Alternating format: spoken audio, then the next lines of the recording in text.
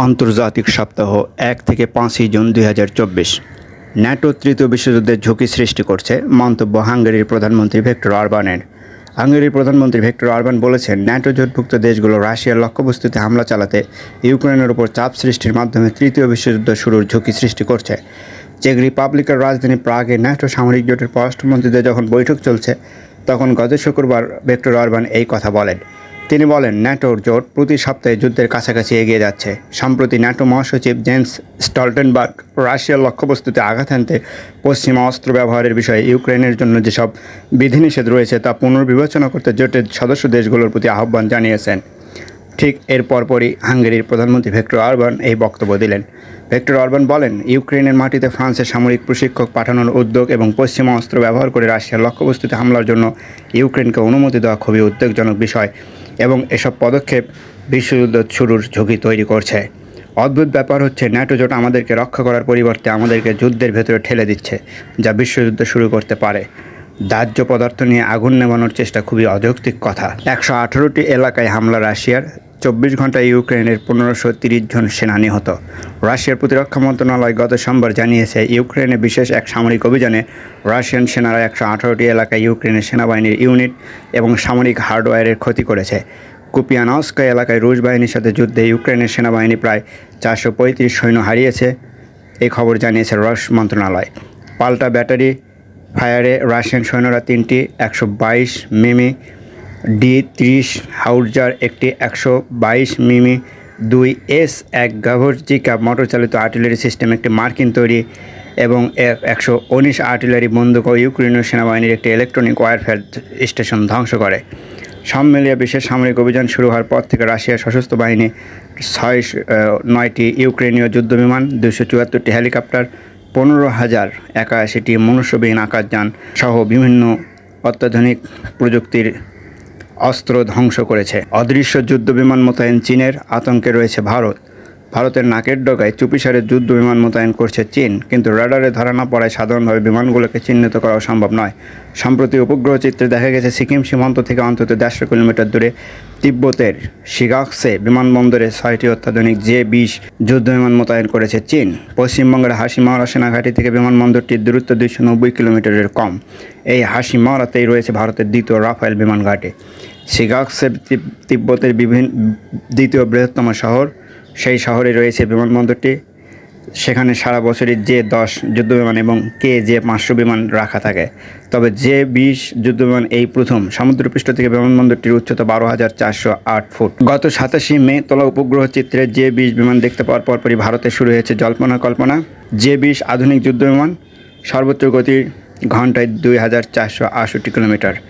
এগুলো বিশেষ ধরনের স্টেলথ যুদ্ধবিমান, অর্থাৎ শক্তিশালী রাডার ছাড়া এগুলো ধরা পড়ে না। কূটনীতিকদের একাংশের দাবি, সম্ভবত ২৫০টির বেশি যুদ্ধবিমান ভারত সীমান্তের কাছে মোতায়েন করেছে চীন, কিন্তু সেগুলো রাডারে ধরা পড়ছে না। J-২০ যুদ্ধবিমান রুখতে ভারতের ভরসায় এখন রাফাল। ৩৬টি রাফাল যুদ্ধবিমান রয়েছে ভারতের, তার মধ্যে ৮টি এখন আলাস্কায় আমেরিকার সঙ্গে মহড়া দিচ্ছে। আরও ২৬টি রাফাল কেনার জন্য ফ্রান্সের সঙ্গে কথা চালাচ্ছে ভারত। হাসিমারায় ভারতের ১৬টি রাফাল যুদ্ধবিমান মোতায়েন রয়েছে। তবে চীনের অদৃশ্য যুদ্ধবিমানের সঙ্গে ভারতের ১৬টি রাফাল কতখানি লড়াই করতে পারবে তা নিয়ে সংশয় রয়েছে। ইরানের প্রেসিডেন্ট পদে মনোনয়ন দাখিল আহমেদিনেজাদের।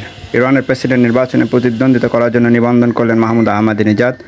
দেশটির রাষ্ট্রীয় টেলিভিশন জানিয়েছে, গত রবিবার ২ জুন তেহরানের স্বরাষ্ট্র মন্ত্রণালয়ে মনোনয়নপত্র দাখিল করেন ইরানের সাবেক এই কট্টরপন্থী প্রেসিডেন্ট। মনোনয়ন দাখিলের পর আহমেদিনেজাদ বলেন, প্রেসিডেন্ট নির্বাচিত হলে তিনি ইরানের সমস্যাগুলো সমাধানে মনোযোগ দেবেন।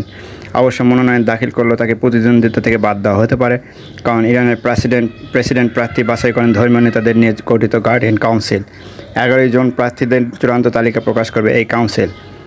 দেশটির সর্বোচ্চ নেতা আয়াতুল্লাহ আলী খামেনির সঙ্গে দ্বন্দ্বের জেরে এবারও তাকে নির্বাচনে অংশ নিতে বাধা দেওয়া হতে পারে বলে অনেকের ধারণা করা হচ্ছে। আমাদের অঞ্চলসহ পুরো বিশ্বকে বিপর্যয়ের দিকে নিয়ে যাচ্ছেন নেতানিয়াহু, মন্তব্য এরদোয়ানের। তুরস্কের প্রেসিডেন্ট রজব তাইয়িপ এরদোগান বলেছেন, বেনিয়ামিন নেতানিয়াহু এই অঞ্চল এবং সমগ্র বিশ্বকে বিপর্যয়ের দিকে টেনে নিয়ে যাচ্ছে। তাকে ফিলিস্তিনের বিরুদ্ধে তার দীর্ঘস্থায়ী প্রচারণা এবং আঞ্চলিক অস্থিরতার বীজ বপন করা থেকে বিরত রাখতে হবে। গত ২ জুন রোববার রাজধানী আঙ্কারায় ক্ষমতাসীন জাস্টিস অ্যান্ড ডেভেলপমেন্ট পার্টির এক সভায় এরদোগান এই মন্তব্য করেন। এরদোগান বলেন, নেতানিয়াহু নামের এই বর্বর, গুন্ডা এবং রক্তপিপাসু লোভী, যে আমাদের অঞ্চল এবং সমগ্র বিশ্বকে বিপর্যয়ের দিকে ঠেলে নিয়ে যাচ্ছে, তাকে থামাতে হবে। দশকের পর দশক ধরে ইসরায়েল রাষ্ট্রটি কীভাবে ফিলিস্তিনিদের হত্যা করে চলেছে তার উল্লেখ করেছেন তুর্কি প্রেসিডেন্ট। তিনি ইসরায়েলি বাহিনীর দ্বারা ফিলিস্তিনি শিশুদের নির্মমভাবে হত্যার নিন্দা জানান। তিনি বলেন, গাজা ইসরায়েলি বর্বরতা বাকি বিশ্ব যেন উপলব্ধি করতে পারে তা নিশ্চিত করার জন্য চেষ্টা চালিয়ে যাচ্ছে আঙ্কারা। এরদোগান বলেছেন, ৭৬ বছর ধরে ফিলিস্তিনিদের ওপর চলমান নিপীড়ন ও গণহত্যা অবিচারের বিরুদ্ধে প্রতিটি প্ল্যাটফর্মে আপত্তি জানিয়ে এসেছে তুরস্ক। আমরা আমাদের সকল অবস্থায় ফিলিস্তিনি জনগণের পাশে রয়েছি। মেক্সিকোর প্রথম নারী প্রেসিডেন্ট হচ্ছেন ক্লোডিয়া শেনবাউম। প্রথমবারের মতো নারী প্রেসিডেন্ট পেতে যাচ্ছে উত্তর আমেরিকার দেশ মেক্সিকো। মেক্সিকোর জাতীয় নির্বাচনে এগিয়ে থাকা প্রার্থী ক্লোডিয়া শেনবাউম ঐতিহাসিক জয়ের মাধ্যমে দেশটির প্রথম নারী প্রেসিডেন্ট হতে যাচ্ছেন। কেন্দ্র ফেরত জরিপে এমন ধারণা পাওয়া গেছে। জরিপকারীদের পূর্বাভাস অনুযায়ী মেক্সিকোর রাজধানী মেক্সিকো সিটির ৬১ বছর বয়সী সাবেক এই মেয়র গত রোববারের নির্বাচনে ৫৬% ভোট পেয়ে জয়ী হবেন। এমনটি হলে মেক্সিকোর ক্ষমতাসীন মেরিনা পার্টির প্রার্থী শেনবাউম তার প্রধান প্রতিদ্বন্দ্বী সেনেটর ও ব্যবসায়ী সচিত গালভেজকে বড় ব্যবধানে হারাতে যাচ্ছেন। গত সোমবার ৩ জুন ব্রিটিশ গণমাধ্যম বিবিসির প্রতিবেদনে বলা হয়, শেনবাউমের নিকটতম প্রতিদ্বন্দ্বী প্রার্থী জোসিটল গালভেজ বুথ ফেরত জরিপের এই ফলাফল প্রত্যাখ্যান করেছেন। তিনি সমর্থকদের আনুষ্ঠানিক ফলাফলের জন্য অপেক্ষা করতে বলেছেন এবং এই নির্বাচনে একমাত্র পুরুষ প্রার্থী জর্জ আলভারেস ময়েনেস এবং এই দুই প্রতিদ্বন্দ্বী চেয়ে অনেকটা পিছিয়ে রয়েছেন। স্থানীয় সময় আগামী সোমবার আনুষ্ঠানিক ফলাফল ঘোষণা করা হতে পারে বলে আশা করা হচ্ছে। বুথ ফেরত জরিপের ফলে বলা হচ্ছে, মেক্সিকো সিটির সাবেক মেয়র ক্লোডিয়া রোববারের নির্বাচনে ৫৬% ভোটে জিতেছেন।